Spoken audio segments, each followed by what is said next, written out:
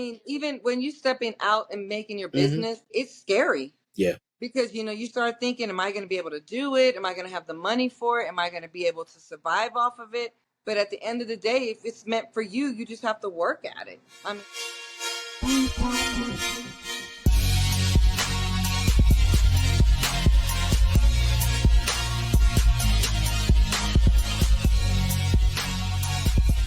What's going on, everybody? It's your boy Billy Wayne. We're back again with the Righteous Project Legacy United podcast. Definitely excited today. We have a new guest, and I love bringing people on to share stories about their life, things they've gone through, stuff, including their businesses as well. So today, I would like to introduce everybody to Marie Brown. Say hello to everybody, Marie. hi, y'all. That's right, and we're bringing her on today to share, a lot of good stuff with us. Definitely. So what I'm going to do, I'm going to pass it to Marie, let her take it from the beginning, and we're just going to start from there. All right, so go ahead and take it over, Marie. Hey, guys. I am so looking forward to this podcast today. I just wanted to share that I am delighted to have my brand new business as a life coach. Follow up for my story is I've always wanted to help people, and I was a single mom forever, so I understand how a single parent is, and I understand a lot of things people go through in life, and I always wanted to be able to help people. So now I'm excited that I'm able to do that. That's what's up. That's what's up. And what's the business name that you have? It's called Better Days Life Coaching Services. Okay, that's what's up. Yeah, that's good. Good to see as well. I think it's an important aspect, especially with people that gone through similar things, to want to go out there and help and kind of provide that type of service for others as well. So it's really good to hear people doing that, especially, people that are local as well. So tell us a little bit about the history, where you're from, where you grew up at. I was born in Puerto Rico. I'm like an army brat. My stepfather was in the military, so we moved a lot. Every 4 or 5 years, we were moving around. I lived in Georgia the most. I lived there for like 17 years before I moved to Colorado. Wow. And I've been here since. So I've been here maybe like going on 16 years. Okay. You say you're from Georgia, huh? Okay. Yep. Or you moved to Georgia for a while. Okay, I see. Yeah. That's what's up. And you came out here as well. What was that like, kind of going from Puerto Rico, then moving to Georgia, and then adjusting back to Colorado? Because I hear just the simple adjustment from Georgia to Colorado is quite different, so how was that? It was an adjustment. The people, the driving, the altitude, the weather here. It was all different.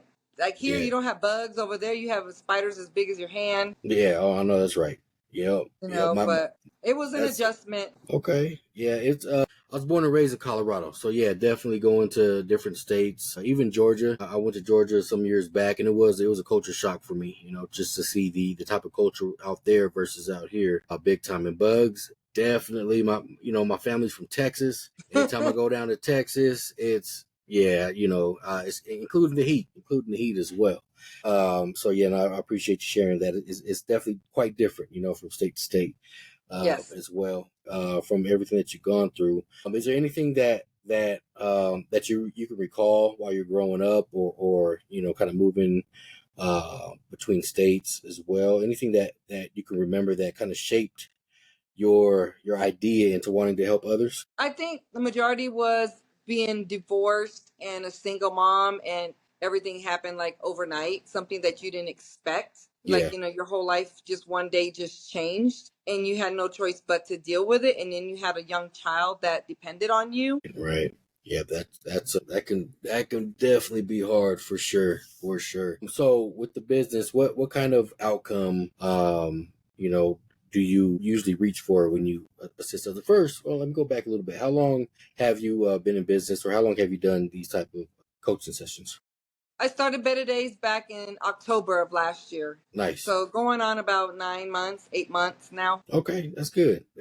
And what made you take that leap? Because a lot of people, they sit back and they want to start something, but they hesitate, and they say they might not be ready. But what is it that helped you take that action just to get started? I think it was life itself and wanting to help others. And as far as the business aspect, I want to help people, but then I also want to have my own schedule. I am, don't want to have to be on someone else's schedule. So being your own business, you can kind of get up when you want, set your clients up when you want. You don't have anybody telling you what to do, when to go to lunch, and I kind of just want to build my own schedule, and being that I want to help people, I kind of put it all together. That's good.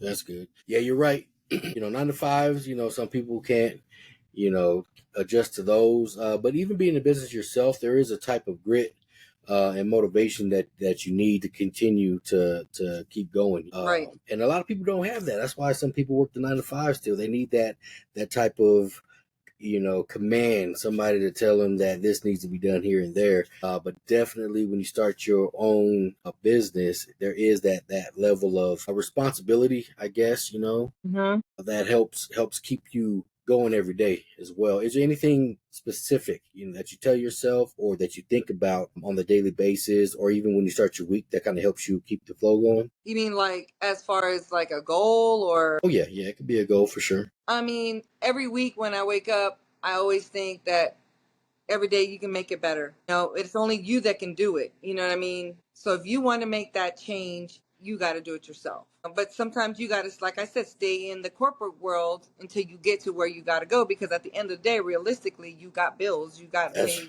you got yep. food, you got kids. Yep. But that doesn't mean that you can't move forward while you're still working your 9 to 5. Definitely. No, I agree. There is, responsibility, and there's two sides to it, right? I mean, some people feel like, no, I don't want to do this 9 to 5. I just want to do this, and they, they don't balance the differences, and it makes it difficult, to continue on. But sometimes when you're working that 9 to 5, you're scared to separate yourself from that stability and get over into this area to where it's almost unknown, to where Right. every day you got to make that next step and you got to make that next goal in order to kind of see the picture a lot clearer. And making that separation itself, it's a big task. It's a big sacrifice. Right. So, even making that type of leap, it's commendable for sure. Because I'm gonna let you know right now, I still have my 9 to 5 and I have my side ventures that I want to turn into my main ventures. But it's just like you said, taking that extra leap just to kind of separate yourself from that Right. corporate world that I'm still kind of struggling with making that move too. So, Right. no, you're definitely correct about that as well. So that's amazing that you're doing that. I mean, even when you stepping out and making your Mm-hmm. business, it's scary. Yeah. Because you start thinking, am I going to be able to do it? Am I going to have the money for it? Am I going to be able to survive off of it? But at the end of the day, if it's meant for you, you just have to work at it. I mean, a lot of businesses, it takes a couple years to get It going. does. You're right. It doesn't just happen overnight. Oh yeah. That's one thing that I always try to tell people is consistency is key, right? And like you said, it takes a couple years, and there's a high percentage of companies and businesses, startup businesses, that fail because people think that the result has to happen at that time. They think it's an overnight success, when what it is, it's a lot of grinding, it's a lot of strategies behind it. You got to do a lot of building, a lot of things in order to get to the point to where you feel like you have a little bit of control over what you're doing. But still, sometimes it's tough. Sometimes you might not get that appointment set, or you might go through a week of nothing happening, and then boom, you have a lot happening, and then you're excited, and then you're doing this, and you're like, okay, I got this, and then boom, okay, it's back to, man, okay, well, I don't think, but so it's a lot of that, a lot of ups and downs. Yes. In order to continue to go, and if you just keep going, you have a better chance of succeeding than just stopping. And if a lot more people understand that when you're going into business, I think there'll be a lot more people that stay in business. But you're right, though, you got to keep going. So I agree with that big time. So since you started your business from point A to now, has your goal shifted any at all, or have you experienced anything within that time frame that might have made you adjust your strategy, kind of continuing on doing what you're doing? It could be booking appointments, or even gathering certain personnel or events that you want to establish. Any of that stuff that when you first started is a lot different than you're thinking right now. Anything between that time that may have changed? Yeah, definitely. When I first started, I opened up the business and I got my licenses as a life coach. Then I was like, Yeah. okay, now what? Yeah. And it's Yeah. not something that people are just going to fly to your lap and you're going to get all these clients. And I had to learn to do my own marketing and Yeah. scheduling and reaching out and putting my face out there, because it's not just going to, I'm not going to, well, take that back. You can get somebody that might fall into your lap because somebody knows somebody. but it's not always. It's not, that's not going to be your job where you're just going to sit there and the clients are going to come running to you. So when I first opened up Better Days, I was like, okay, I did all my certifications. I got the LLC, this, that, and the third. Now what? Yep. Then I didn't Yep. know what to do afterwards. So then I had to start networking and asking other people. And, even though they're not the same business, but it's the same type of get going, basically. Yep. So I started asking other people, okay, now what do you do? And that's how I just started going from there. Nice. It is. I think you hit a lot of important points there, especially when starting a business. Mm-hmm. Especially with marketing. That's something that I cannot stress enough. That is very important in a business. You can have the best product, you can have the best service, you can probably be the life coach out there, and you give the best advice. But the next person who probably is not as good as you, they might, book more clients only because their marketing is out there. And I think that happens a lot, especially, in the business world, period. But marketing is very important factor that a lot of people don't understand. And the reason why I say that is that the majority of products that we have are almost similar, right? I like to use cell phones, for example. So you have your Android phone, right? Your Samsung, and then you have your iPhone. At the bare base minimum, they take care of what your basic needs are, right? You make phone calls and you can communicate with people, and that's really what they do. But the marketing is what kind of makes people feel like they are different. Price points are the same. You can make calls, you can text, you can download apps. You can do that with both phones. It's just marketing makes you feel like I need to choose this one over this one as well. Right. And that's the same with the services. You got to make sure that you're out there. People know you. People are comfortable with who you are in order to kind of, get to where you need to be as well. Right. But I also learned you got to like what you do. That's facts. I agree. Yes. You have to really like it. Like, I'm a people person. I want to help people. So you got to have that passion. If you don't have it, if you just open up a business and don't really have passion, you're about the money, people are going to see the difference because you're not really helping the people. You just want them money. Yep. So you got to have the passion and want to do what you're doing. Yep. Yep. Right. It is. And that kind of separates you feeling that you're working versus feeling that you're really doing something that you enjoy. If you do it for the money or the trend, because there's money in that trend, you have to work. You have to, feel like you have to do a lot more. But if it's your passion, like you're saying, it's something you enjoy doing more. Will there always be stress in just about everything you do? Yes, for sure. But then you're more satisfied when it's that goal that you're pursuing, that you're passionate about. So. Right. I love that you said that. When I had got my first client, I was so nervous because I was like, what am I going to say? What I'm going to do? Right. This, that, and the third. And it just went like a flow. Good. I was all stressed out for nothing. I was just myself. Yeah. Because I am trying to be somebody else. Okay, I got to be a life coach. Now, how do you be a life coach? You got to be yourself. There is no, how to be a life coach. You have to, have the heart for it. So when I got that first client, after we finished our conversation, I was like, wow, that was easier than I thought. Not that everyone is going to be easy. Yeah. But it kind of helped, made me feel comfortable. Like, okay, it wasn't as difficult as I thought. Yeah, and that's good because you're more genuine, and people can pick up on that as well. And that's what they seek is people that are truly themselves and kind of makes a lot of stuff easier. You don't have to pretend and you don't have to continue to build on the fakeness at all. But that it goes a long way. It goes a long way, big time. So that's good.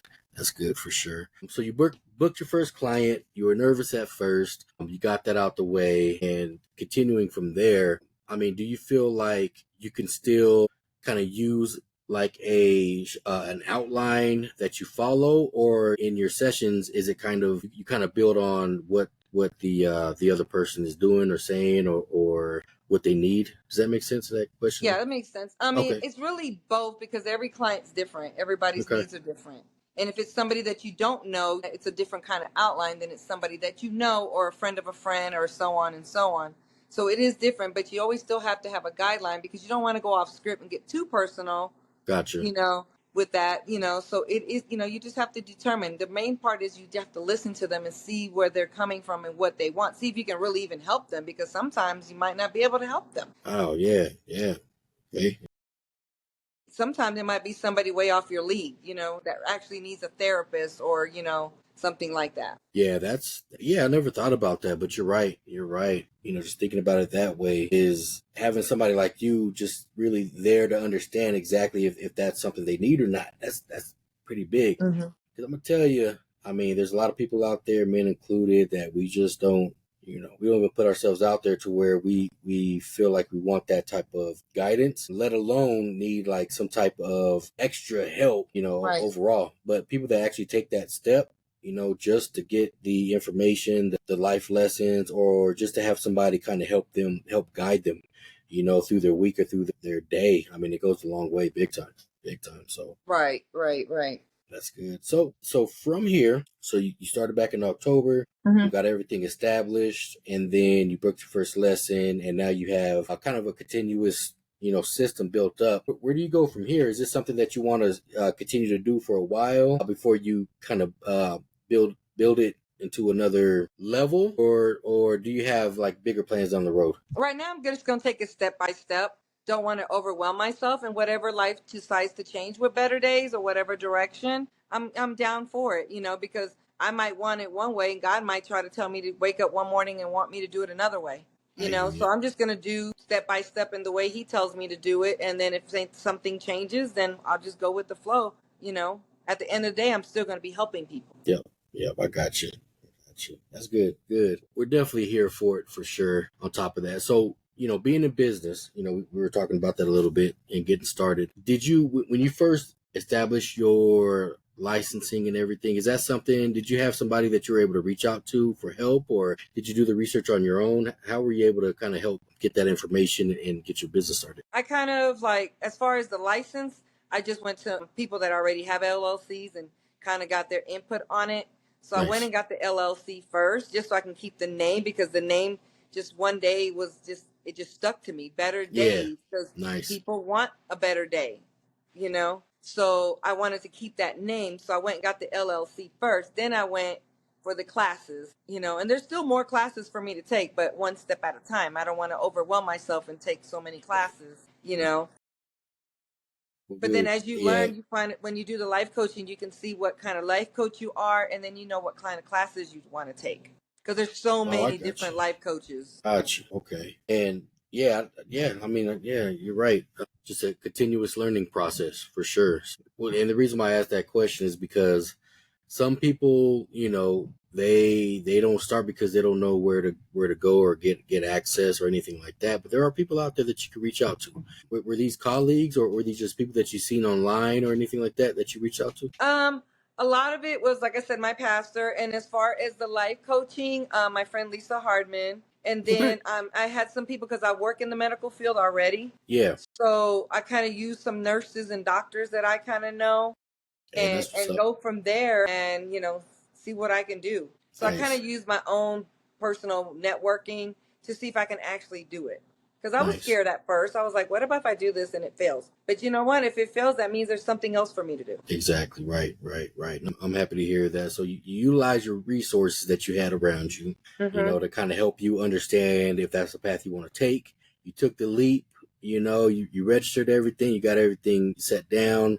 Then you had a structure to reach some goals, and here Mm-hmm. you are. Here you are at this point. So that's amazing. It's amazing to hear. Definitely stories like that. It goes a long way, because there are Yeah. people out there that are just trying to figure out how do I get started, or how do I take the next step. So hearing stuff like that's amazing. Big time. Big time. Yeah. All right. And from here, did you have any other stories or anything that you wanted to share? Anything that was truly impacting to kind of set you on this path at all? Like I said, my main thing was I want to help people, because there was times in my life that I didn't have nobody, no one to help me, or maybe that I didn't have anybody, maybe I just didn't go to them, or maybe they didn't understand. Because it's a difference to give people opinion than actually knowing and being walking in their shoes. Yep. It's hard to give somebody advice if you haven't been there. It's mostly your opinion. But if Mm-hmm. you've been there, then it comes from your heart and your experience. It does. It does. And it is genuine, like you said, just being yourself, and I think you're in a position to kind of help people through that way, big time.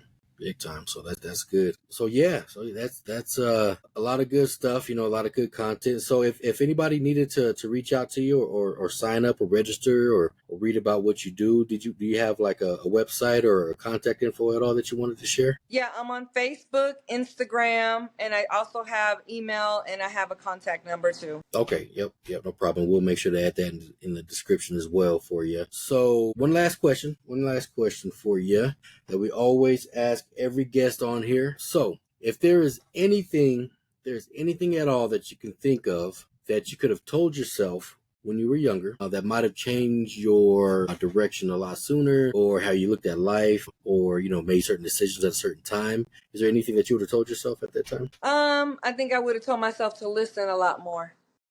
Because when you're young, you don't listen. You think you know, and you really don't know. I wish I would have listened to a lot of people who were in my life that was trying to tell me and help me, and I just wanted to do what I wanted to do. Right. And maybe if I would have listened, maybe my life would have been, the way it was. I mean, and when I went through what I went through. Right, for sure. And yeah, I mean, I think that goes a long way. I mean, even today, I'm dealing with teenagers, and my daughter just graduated, and I see that she's in that. Congratulations. Yeah, I appreciate that. But she's in that age range now to where it's like I can still tell you how I think that you should do things. But, she's in a period to where she has to make her own decisions as well. And I think that's kind of that struggle. We do want to make sure that our kids listen, but they're in that age where like, hey, I lived 18, 19 years so far. So I think, I got a good understanding. Yeah, exactly. But you know what? We were like that too. You couldn't tell me nothing. Yep. Big time. And that's what I was just saying. If I can go back, I wish I would have listened to the people who were trying to help me. Yep. But I didn't. I just thought I knew better, and I didn't know nothing at that time. Yep. And, there's a couple of ways of looking at that. I mean, we always, sometimes we do feel like we could have listened and did a lot more things different. But at the same time, those experiences kind of shape us into, what we do today as well.